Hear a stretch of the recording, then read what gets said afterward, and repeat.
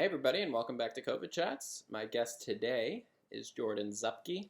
We recorded this episode about mid-October, roughly when the Coney Barrett confirmation hearings were happening. So that's how this COVID Chat closes out. But the rest of it just concerns Jordan's role as a lawyer in Detroit, Michigan, and how things have changed for him, both at the beginning of the pandemic and then sort of how it began to come back over the summer and the fall.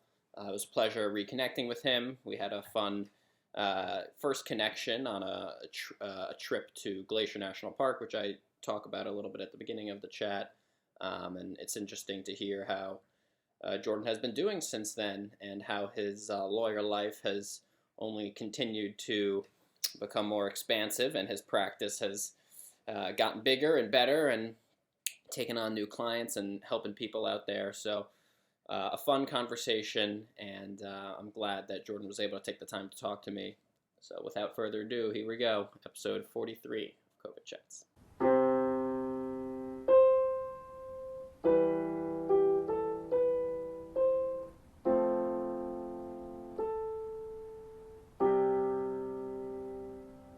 Hello, Jordan, and welcome to episode 43 of COVID Chats. Thank you for having me. Dude, this is a pleasure, a blast from the past, an amazing connection. You know, we know each other from this sort of odd and off the beaten path trip that we both took 3 years ago, heritage retreats to Glacier National Park. And, you know, that's the beauty of the internet. As I was saying before, you know, we started this, you know, you make a connection with someone, you friend them online, and you see little drips here, little drips there. And I was doing this program. I wanted to talk to someone about the law. I thought, who better? Well, I'm glad. That's most of what I do is the law. Well, it's good. I got the right guy then. So, you know, thinking back to when we first met, I remember you were, a lawyer back then. And I was just amazed by that, given, you know, your age. And you know, I was just coming off sophomore year of college. I didn't know, you know, what I was going to do. I didn't know who I was. And I was very impressed by you. You know, how has this whole pandemic been? I know a lot of people have been reevaluating life decisions, career choices. Has that been the case for you, or is law still, you know, the love? Law is the love. Law never really stopped. I feel like maybe for the first, in Michigan, we closed down January, February, March, April, March. Yeah. So everything shuts down in March. Right. My phone stops ringing for maybe 3 weeks. And then I started getting calls from people about the governor's executive orders and whether or not they were constitutional. Mm-hmm. But during all that time, I live and work in Royal Oak, Michigan. And I never stopped going to work. I went to work every day. My law partner too. I mean, we didn't have as much to do, but right. Then we started working on the office, which has been a project since we opened, but a lot of building and rearranging and just improvements. So it never stopped, and now it's fairly close to what it was, but I can explain the practice, I suppose, a little more too. Yeah, well, I want to get into the practice. I mean, it's a unique practice. It's not one I've heard about or seen about. Not that I know so much about the law. I wouldn't say I know much at all about the law. I specialize in bird law. No, just kidding. But so, you know, when COVID first hit in March, did you have any expectations for how this was going to affect your practice, and how has that played out? So we are criminal defense lawyers. That's almost all of what I do. Once in a while, I'll take a favor for a friend, like negotiating their lease or something. But sure, my bread and butter is criminal defense work, everything from traffic tickets to speeding to capital felony cases like rape. I handle it all in between that. Drunk driving, we have a pretty big drunk driving practice. So when it all hit, I never thought I would not have work. I work. That's what I do. Is I am a lawyer and I ride my skateboard. Right. And those two things, as I'm sure we'll get into, are the two things I can depend on. And we've been busy. I think perhaps the busiest I've ever been in the 7 years I've been doing this. Really? So what do you never stop. Yeah, it doesn't slow down. The law is a beautiful thing. Why do you think it's been busier now? What aspect has fueled that? Other than the initial slowdown, which I think the world kind of stopped, the stock market crashed. Totally. I invested a bunch of money into the stock market because I knew it was the great time to do that. And I'm so glad that I did as we sit here now. Right. But the question is, why do I think it didn't stop? Well, no, why do you said you're the busiest now that you've been, in the past 7 years. What about it has spurred this, new rise of cases or people reaching out, Honestly, just that we built a business, and at this point, I think I can call it a well-oiled machine. Because even when we met, there was still like a cusp of like where I wanted it to go and the cases I wanted more trial work. That's where we get a lot of referrals from other attorneys and where we've separated ourselves from a lot of other attorneys is trying a lot of cases and doing more appellate work, like after trial. Just the caliber of work has increased a lot. So it's gone from just a higher amount of misdemeanors to now there's like very high-end capital felony work that I think has grown, and just those cases involve more time. Right. The consequences are huge. You're not talking about the county jail anymore. You're talking about prison, and you're talking about 15 to life. Big numbers. So that type of work. Right. Came our way. So even when there's nothing to do, like the court's closed, there's still research and just 40 files to go through and make sure you have stuff. So roundabout way of answering your question. There's just a lot of work. Right. So it's not the increase of work is really just a credit to sticking with this and building the business. It's not pandemic related or anything of that sort that you can maybe connect. The connection I would make to the pandemic is how the practice of law is different now. And I will say that there's been an uptick of, from what I hear, domestic violence cases because of people who are now confined into a small space with a significant other in a relationship that wasn't working. Right. And to add to the strangeness of COVID, when everybody went separate and became isolated, I met somebody, fell in love with them as a result of COVID. I think that was what pushed it there. Amazing. And we live together now. Amazing. So it feels strange to say that COVID hasn't been bad for there's been really positive things. And obviously, I drive around the city and it's like you see all these police places. So really negative things. But as a whole, it's more frustrating how the law is now practiced where what it used to be. And that obviously has two sides of the coin. Right. Well, so how, that leads into, I'm curious, and a friend of mine actually reached out when I told her I was going to be speaking to someone involved in criminal defense law. How has this changed the courtroom and the trial experience with the courts being closed? Are they back open? Is it all Zoom? How is that whole thing working? All right. So before COVID, your typical morning, my typical morning is wake up at 6 a.m, run over to my office as soon as I can get a suit on, have coffee and do all of the morning things, prep, the 3 files that might be for just before noon. So there could be, if anyone's familiar with the Tri-County Metro Detroit area, we practice in 3 counties predominantly: Oakland County, Wayne County, Macomb. Though that's a huge amount of area. There could be 100-mile span in a morning. So you might go from court A, that could take the first hour of the morning. Then you run to court B, and then you run to court C. And by noon, you've been to 3 courthouses handling 3 different cases. So that was the old model. Some of that would be a traffic ticket. Others would be a drunk driving case. So maybe you take a plea on this one. You would sentence a person on another. And now most of it is all by Zoom. So I had 2 cases this morning before noon, and I was in Detroit District Court, and I was also in Ypsilanti District Court, where U of M is. And while I could have done both of those, and it would have been a 2-hour commute, now it's just sitting at my office. Right. But the thing that and anyone who's ever been in trouble or been to a courthouse knows that most of it's waiting around for the judge to A, take the bench, and then B, call your case. That has not changed. Your court could be scheduled for 8:30 and you're going to sit. I've sat there till 11:30. It's still not a perfect system. Right.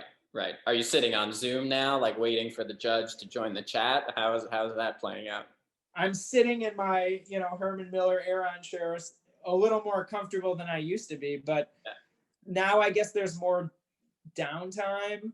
I spend a lot of time, like we all do, surfing around the internet. I've got a plethora of hobbies. I collect skateboards, so I'm researching skateboard. I mean, just weird, you got to keep yourself busy. The news, there's enough to do. Right. But it took away the social aspect of the law.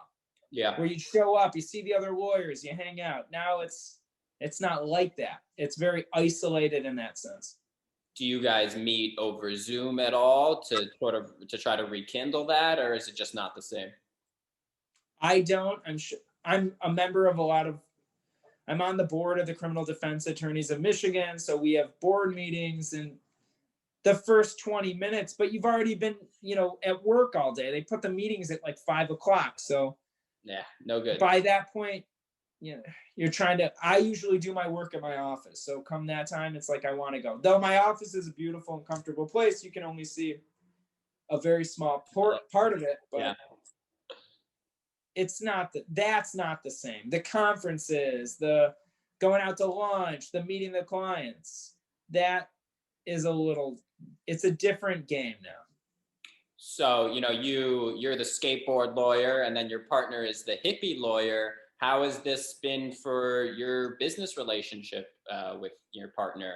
Have you guys been meeting over Zoom, or are you still meeting in person in the office? How's that been working? All right. So because people hear skateboard lawyer and I get the usual questions like, oh, you deal with cases with skateboarders. And it's like, I've dealt with a lot of skateboard cases just because of the community. Right. But just so the viewers out there understand what we do, previous to the law, I was an amateur professional skateboarder. My first job was at a skateboard shop when I was 15. I started riding for the skateboard shop. I won every contest around Michigan. I won contests pretty much everywhere for a while. And then I moved to California to go live on a buddy's couch who lived out there. Sure. Saved up a chunk of change that I thought would get me through, the summer, and I'd find a job or I'd make it, and blew all the money, had a ton of fun, learned all about life, and then realized that it was time to go back to college and hang out with the people I knew there and just not take it as seriously. So then when the marketing came, when everyone knew, like, throughout law school, that you go to law school as a skateboarder, you're already kind of strange. People call you all the time. Hey, can you answer this question? Hey, can you answer this question? So skateboardlawyer.com is available. I buy skateboardlawyer.com. I make Skateboard Lawyer Instagram.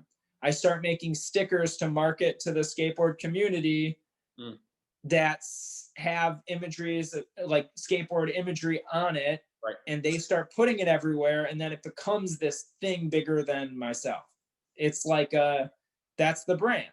So now I go places, everyone says like, oh, you're the skateboard lawyer. And now fast forward to 2015 or 14, I meet Marina, who is my law partner, aka the hippie lawyer. But even that developed. Like, she started practicing yoga, and we bought the hippielawyer.com, and we were renting space from other lawyers and eventually opened up this office. I mean, it's a timeline that created this thing that has now become so much bigger than just a clever name. Right. And then I can tell you about the office or whatever you have to ask. No, it's hard to know where to start because we haven't seen each other in 3 years. Yeah, it's true. It's been a while, and we didn't do the longest catch up before the call. I don't want to ever take up too much of people's time, and I know you mentioned that thing about the 5 p.m. meeting with the lawyers. It's like I'm ready to go home. Like enough. So I try. Well, this is great though. We can talk about. I actually, it's easy to talk about yourself, but we have an event here tonight too. So there's going to be people coming in and out. What's the event? Yeah. To give everybody kind of without touring you around my office. Sure. There's 6 offices. We rent them out to 3 other lawyers and a substance abuse therapist, because a big part of what we do is substance abuse related issues. Most of our clients have addiction problems and should be in therapy. Most people should probably be in therapy. Once upon a time ago, when my life fell apart, I went to therapy. So we're big advocates for, doing the work, right, to not come back to the criminal justice system. Yeah. And like the resources providing people with that. So there's another criminal defense lawyer here. We got a guy who does wills, but at most of the people who are here all the time is the substance abuse therapist, my law partner, me. Another lawyer does a lot of criminal work, and we work on each other's cases. And then we have an intern who we call our clerk, named Dante, who's always here. And he does a lot of like the research and watching a lot of the police videos. And then we have a conference room, and in the basement of the office, full yoga studio, full kitchen. Ooh. It's a huge, nice, modern space that's wide open. So it's the hangout. I mean, our friends hang out here. We hang out here. So tonight is I believe it's a full moon, and hey now, Marina is doing some sort of full moon gathering with their girlfriends that probably involves reading tarot cards. Okay. My girlfriend will be here. So we have dinner. It's nice. So I'm at my office. Like we'll be here till 9:00 tonight, and it's great. But this is people hang out here. I have a quarter pipe in the back of my office that I can skateboard on. I mean, this is my home. We've got a mobile office. I don't know how much you know or what you want to talk about, but ask away. Yeah, no, I mean, that's it's all incredible. So, I mean, the event tonight, how have events been functioning at the office? Have people still been coming to the office? Is there what's your COVID concern risk level at? Where's the barometer? Because I can't find it. All right, we've been doing outdoor yoga events at the park nearby. I've been meeting, I have a picnic table in the back of the office that I was meeting with clients throughout the entire COVID. I think that I'm probably I don't want to say the word risky, but I've never stopped meeting with people. If people want help, I feel that it's my duty to meet with them. And if they want to come talk to me in person, I'm going to talk to them. I've limited the amount of people coming in, but I try and keep the doors open, the windows open. Right. We clean it all the time. Right. But I have clients coming in and out. I think I meet them less in my office and more in the conference room because it's more socially distanced, and it's just probably a better situation, but we'll wear masks. I think that we try and be cautious, but I think that to do this type of work and talk about the sensitive things, you have to, it's an in-person thing. You lose it over Zoom. I agree. No, absolutely. I mean, this conversation would be different if we were sitting across from each other, For sure. And I can even enlighten the world that there's a huge push in the criminal defense community for in-person confrontation with witnesses, like adverse witnesses. So if it's we had to file a legal motion arguing why we couldn't take testimony over Zoom on a case because when assessing credibility on Zoom, you lose a lot of facial recognition. There's things can be happening off camera that you can't see. There's just an inherent unreliability about it. So that's been the fight to get back in the door has been a big thing. So is there a date that the courts have given you, either in Michigan or in the Metro Detroit area? Nothing? I have an in-person court tomorrow. So I'll do in-person court tomorrow. I mean, so I should say the courts are open. They never really close. Most of the little hearings that don't involve, I guess, like confronting a witness, cross-examining, taking testimony, that stuff's all pretty much can be handled on, my phone, sitting at my desk like we're doing now. But then you have other hearings that, like a preliminary exam, where they bring in a witness to see whether or not there's just the littlest amount of evidence that a crime occurred, and you take testimony. It's a very important part of the criminal process because you get to hear, see, and watch the witness testify. Right. And you might not see them until a trial. Trials are all like not happening until next year, but they've had them. They're just rare. So I have a whole stack of cases that I'm waiting for a jury trial date. I think I got one at January 25th is the nearest one. And who knows if that'll even happen, because it's hard to say with flu season and everything. But to sum up everything, because I know I kind of tangented on you. It's okay. Because there's so many facets to it. I meet clients in the office, but I know lawyers who only want to work from Zoom. So I see both ends of the spectrum. Right. Could you see that becoming the new standard for a lot of lawyers, to just do Zoom and, kind of forego the in-person? I know it's not your style, and I get that. But yeah, what about others? I think that you'd be committing malpractice to try a case in front of a jury by the internet. I think that if the court was open and you elected, I think it's not, they've done tests in Michigan with it. And one of the judges flat out said, this is just not this is not reality. Like, we can't do this because look, people's lives are at stake. Absolutely. No, so important.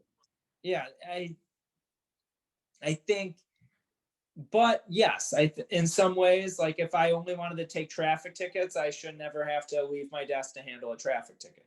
Right. Because the guy was probably, when it's a speeding case, and there are defenses to those, but generally it's like you're pleading them down to no points, right? Like we've all got tickets, you just don't want points.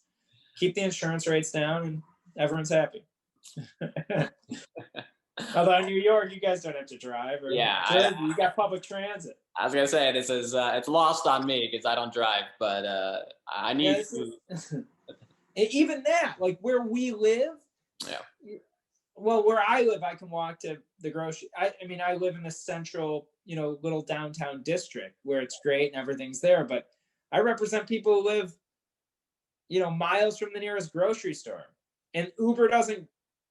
You're looking at a $20 Uber just to get your groceries. So this is the Motor City. It's built on driving. Right. We're a drive culture place. Right. How has this been for Detroit? I mean, what's the pandemic been like for Detroit? Detroit's I don't know how much your viewers know about the city. It's a unique city with a lot of investment in a very specific area of the city. And I'm no expert. I know it's 100 square mile city. Okay. And there's probably only a portion of that where there's a ton of infrastructure and money. And then there's a lot of, how do I put this without getting myself into not trouble, but just don't want to misspeak and say something that's not accurate. It's not Oakland County where I live right over, 2 miles away, that has a lot more resources in terms of just, it filed for bankruptcy, not that long ago. So it's a unique place. It's got its issues. How COVID affected, I don't think I really maybe can even say. Sure. To be completely honest, I look around, I know a lot of places went out of business. Right. Detroit Institute of Bagels went out of business. That's where I used to go after the court. Then when I would be downtown. Right. I recently went to the casino, and that wasn't quite the same as it used to be. You know, people can smoke in the casinos here, but not anymore. Right. So it's just, I'm not the guy to ask about the Right. status of downtown Detroit. I Yeah. think that I'll get a city planner on. Yeah, get me out of it. Yeah. I want out of that. I'll give you the hook. I don't want to get in trouble. No, I get it. Well, we'll shift gears. I'm interested to know about, and this also isn't totally in your wheelhouse, but you mentioned at the law practice, there's somebody, a substance abuse counselor. I spoke to a social worker on a previous episode, and she mentioned alongside what you were saying about domestic abuse being on the rise, substance abuse being on the rise too. Have you seen more substance abuse cases? Or things related to substance abuse going on during this, or no, not as much? I would say of my caseload, other than the driving stuff and the more like technical little like nuanced violations of the law, a majority of the cases involve, if they don't directly involve substance abuse, the person generally has a substance abuse related problem. And I find that if their lives are out of balance in that way, they're probably out of balance in a lot of other ways, and they all kind of carry over. Sure. So to answer your question, yes, but I don't think it's increased much more than what it was. Initially, like right when they started opening bars, I got more DUI cases, but that's typical because people need a place to go. Right. I mean, we're naturally social creatures, so this is very against the grain in terms of how we live our lives. Definitely, totally. I mean, it's overwhelming. I think for a lot of people, it was for me during the heat of the lockdown in New York, just being so isolated, so alone. Not leaving my apartment for a week or something like that, just because there's just constant ambulances, and it was the epicenter. It was just like, I can't go outside. Yeah, I mean, speaking to that, you mentioned you have the mobile office on wheels. Were you able to utilize that at all to go either meet clients or just get out of the Detroit area for a little bit, but keep doing work? The mobile office has been basically parked in the back of our office. Okay. During the entirety of this. I mean, that's a project. It's maybe like a 6-foot tall box trailer that we built an office in. So I have to hook it up. I've got a pickup truck, a work truck that I can hook the trailer up to, and we drive it out to events, but it's dead. So what I've converted it to, and I'll open it up from time to time, is it's a little library. We have a free little library. That's actually one thing that weirdly, so the trailer hasn't gone to a lot of places, but we have this free little library in front of our office that I keep stocked with self-help books, legal books, fiction, because I'm an English major, as I think you are, if I recall. Philosophy, but I love English. It's close enough. I mean, they're pretty similar. Yeah. So, arts and sciences. Yeah. But that thing, and so I've just been like getting books. Like people are getting rid of books all the time, and I just stock it. And so I made the little law office. I put an old shelf in there and drilled it into the walls. Love it. So now it's filled with books. Right. So the neighbors will like be walking by. We're kind of like right adjacent to a nice little neighborhood. So people walk by, they come up, they check that out. The back of our office is always, I mean, there's usually people there. There's always come-ins and goings. So right. Sounds like you got your own little community center almost going on over here. I mean, that's what we call it, is that Zupac Law is the law, and then Zupac Life is its own little entity, and we consider that the basement. Like, what funds the basement? And it makes it doesn't make huge money, but it makes a profit where when we have events, clients are usually there. It gives back. It's our way to give back. Like, we're not hosting high-end events. It's $10 to come do yoga. and we let clients come for free. Right. So for the people. Yeah, but and then we sell, our gear, and it ends up being, because we have a lot of marketing stuff. So we sell it. It's like this place. Yeah. Yeah. The beanie. I like the beanie. I'm going to buy one. Good. You should. I've got one sitting on my desk right now. So for the people out there, Zupac. Dude, it's drop the law, great. Drop the life. Just keep it simple. 100% wool. Is it wool? Polyester? What Actually, you know what? I don't know what. I know that some of them are American made. So thank you to Rothko for the Army surplus hats.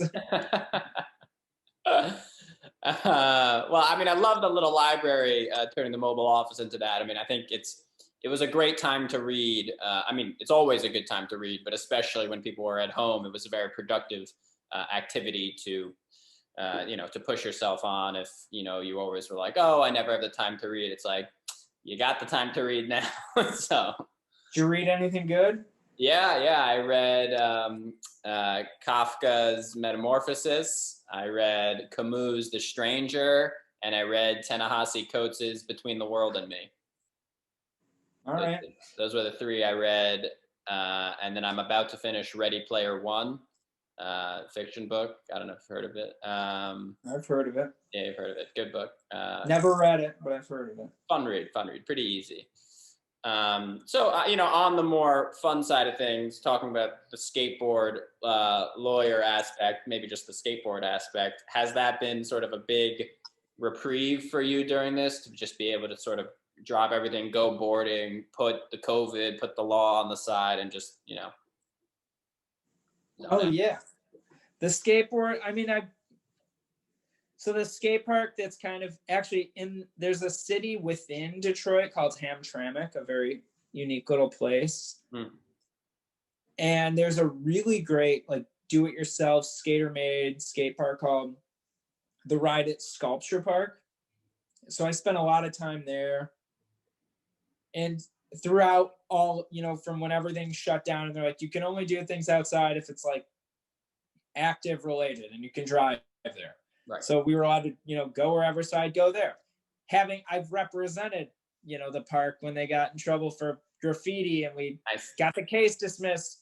I mean, that's my home. It's my spot. So I spent a lot of time there. Marina, my law partner, skateboards. Oh, no. I taught my girlfriend to skateboard because it's still a big part of my life. If anything, I think it really pushed our social media presence, because I just, took photos, and it's just a good.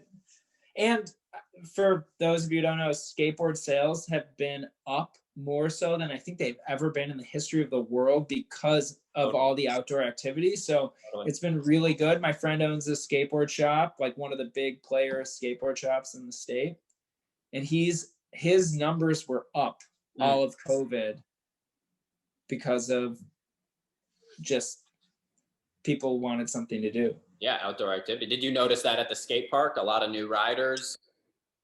I noticed it mostly when I would try and get skateboards, because it was so hard. Right. The production basically stopped, but demand went way up. So the prices of skateboards finally jumped. Right. And it's been steady. I've also noticed that a lot of people have been cleaning out their homes. I collect 60s, 70s, 80s rare old skateboards, and I bought probably 30 throughout the pandemic. I mean, it's a big part of. Yeah.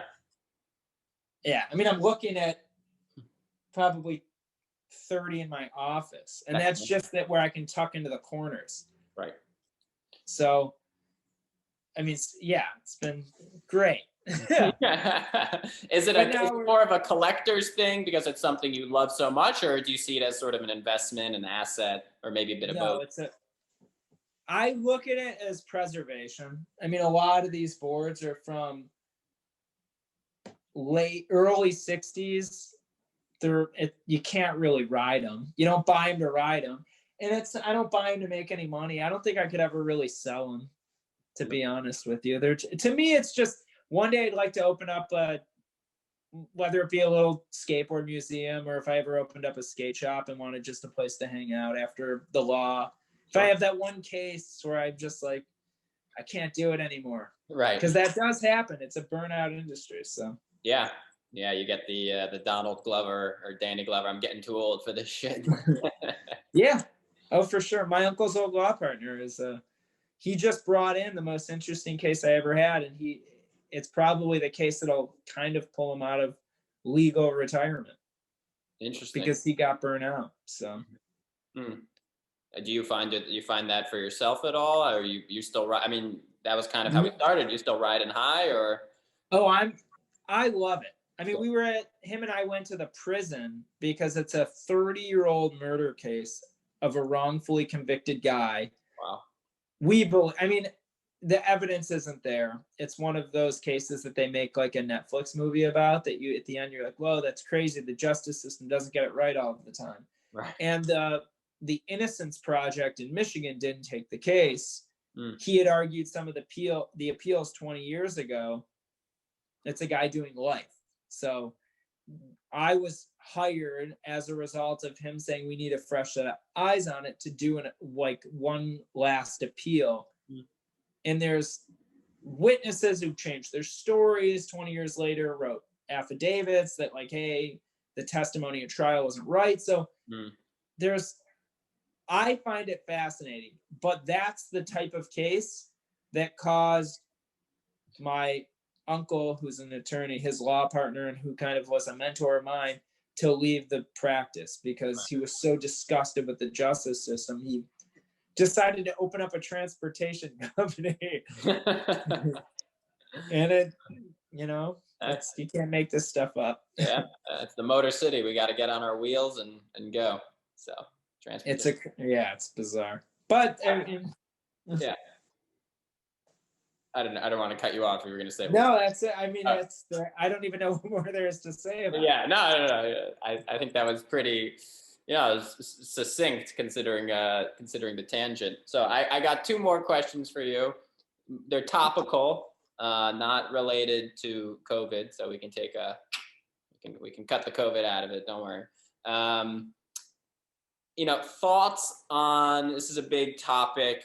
It used to be something I talked about more with people in school. I haven't had these conversations as much recently, but what about your thoughts on the decriminalization or the legalizing of certain drugs? Good for society, but bad for business? How do you see it? I think great for society and better for business.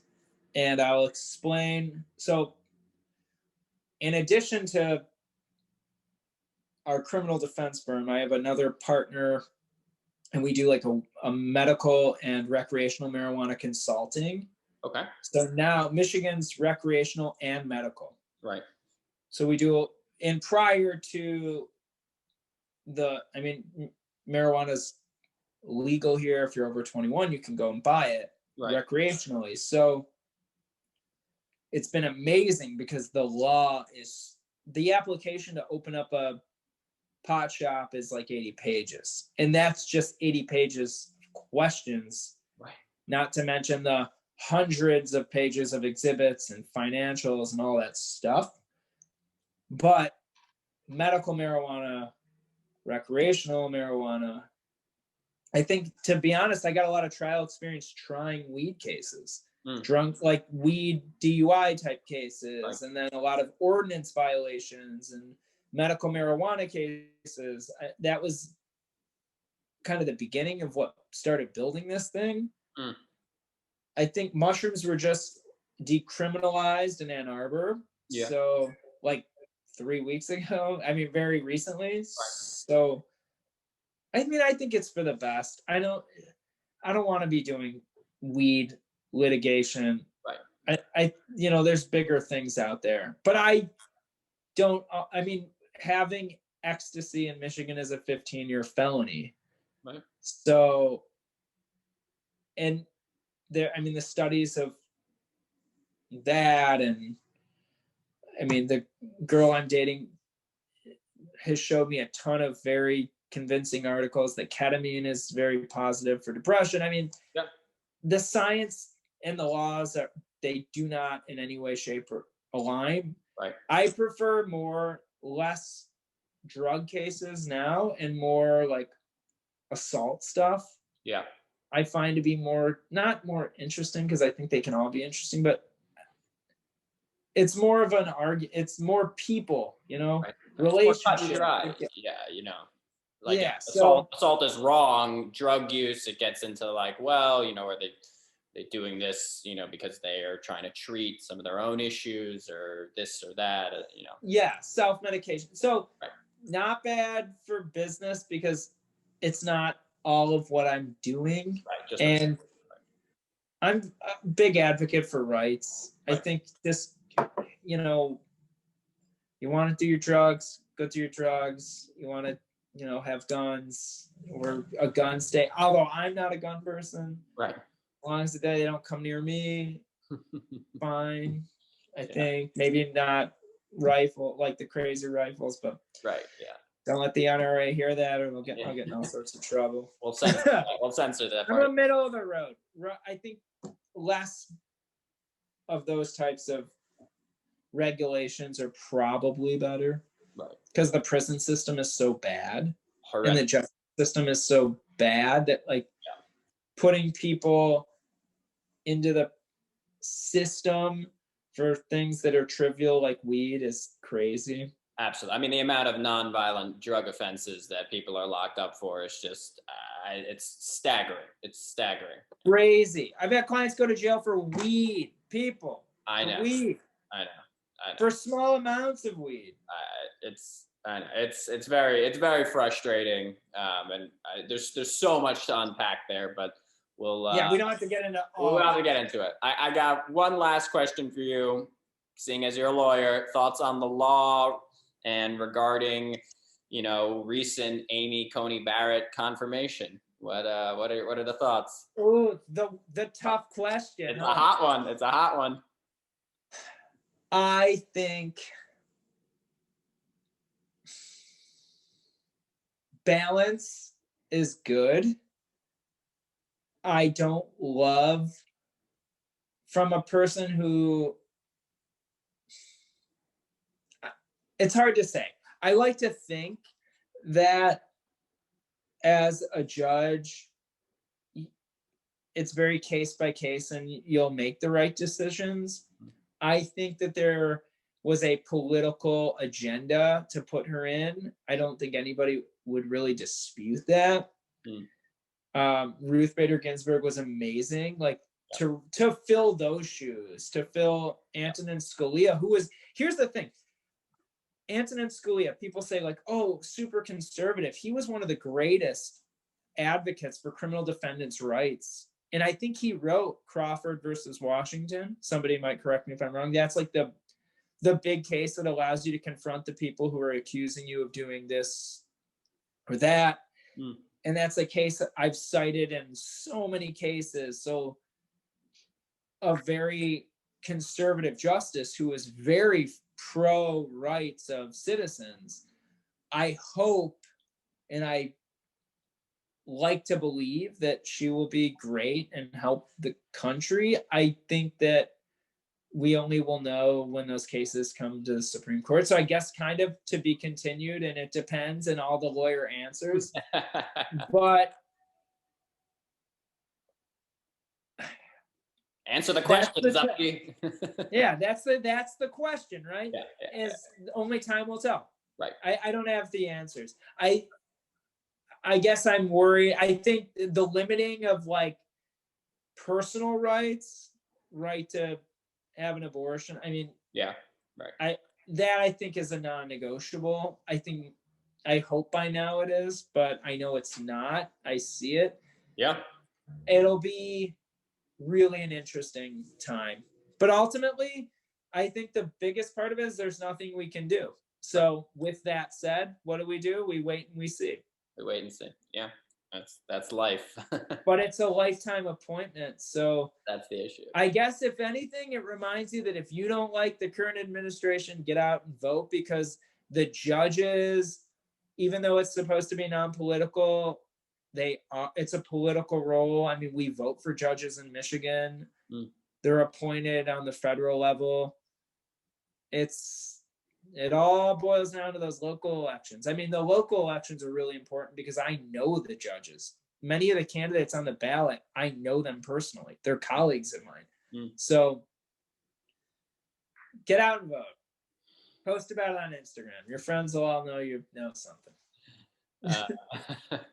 It's coming up, so if you haven't already, you better get on. Yeah, there. And I don't even consider myself super political. Right. So no, I won't. But people ask me all the time, who do I vote for? I don't know any of these people, and I'm not saying. I'm saying locally, more locally. Yeah. The big election, I don't know. Yeah. I don't want to get into it. Yeah, we won't. So closing out, I like to end my interviews with this. I haven't done them all like this, but what are a few things you can't wait to do again once all this mishegas is over? Can't wait to do again. Yeah, like for me, it's live music. Like I can't wait to get back to a concert. Like that'd be nice. Yeah, I'm dying. I used to go sing karaoke up the street a bunch. We have a great little dive karaoke bar that was just my hangout, so I miss that. Sure. I don't really think there's nothing. I'm doing most of what I want to do still. Fair. But it would be nice to say, wow, how am I going to get to these 3 places before 12 o'clock today? Get back. That would be cool. And I would love to pick a jury. I really like trying cases. I miss that part of the law. Yeah. We're good at it. I like talking to people. Yeah. Putting on a show. So good at it. We'll chalk it up to karaoke and jury trials, which are pretty much the same. Yeah. Yeah, it's not bad. You can start doing karaoke at the jury trials, maybe. I've sang in a closing argument before, and I'm sure I will again. Well, that's just incredible. Jordan, I want to thank you for your time and your thoughtfulness. I know I asked you about a lot of different things, some that you had more experience with, some that you didn't, but just appreciate that you gave it your all and you thought about the best way to answer it in a lawyer way, but also in a very personal way. And that means a lot to me, especially as people who, we know each other, but we don't know each other that well. And it's been a while. So thank you. I want to thank you again. It was an honor and a privilege. If anyone's interested, at Zupac Law, at Zupac Life, at Skateboard Lawyer, at the Hippie Lawyer, you'll find everything you need to know in all of those places. I'll post all your tags and I'll push the merch. So push the merch. It all supports the space, and that's what it's all about. The community. It's what we're here to build. Community. People, so cheers, everybody. Cheers. Thanks again, Jordan. Appreciate it. You're welcome.